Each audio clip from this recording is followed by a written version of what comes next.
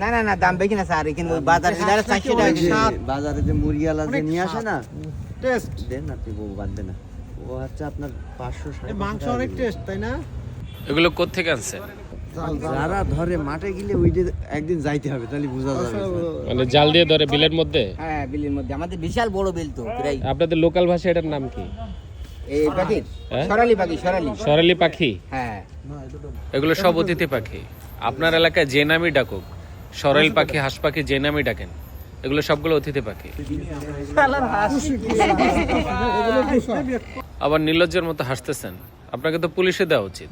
যান, এগুলো নিয়ে যান এখান থেকে।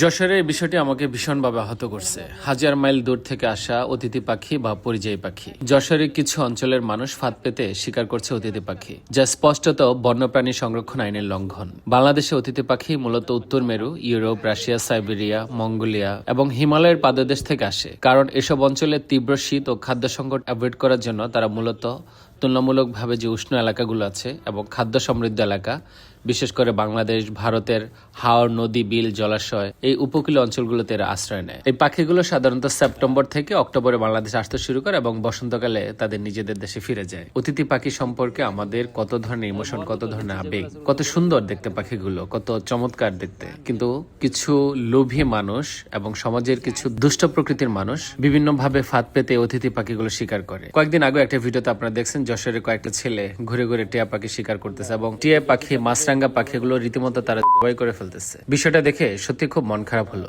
যশোরের লোকাল যারা আছেন, আশেপাশে যারা আছেন, আপনাদের কারো যদি চোখে পড়ে এমন ঘটনা, অবশ্যই এই বিষয়টি আপনারা প্রতিহত করবেন। কোনো অবস্থাতেই বন্যপ্রাণী বা উন্মুক্ত পাখি যেগুলো আছে, সেটা আমাদের দেশীয় পাখি হোক কিংবা অতিথি পাখি যেটাই হোক না কেন, কোনো অবস্থাতে কোনো লোক যেন এই পাখিগুলো শিকার না করতে পারে।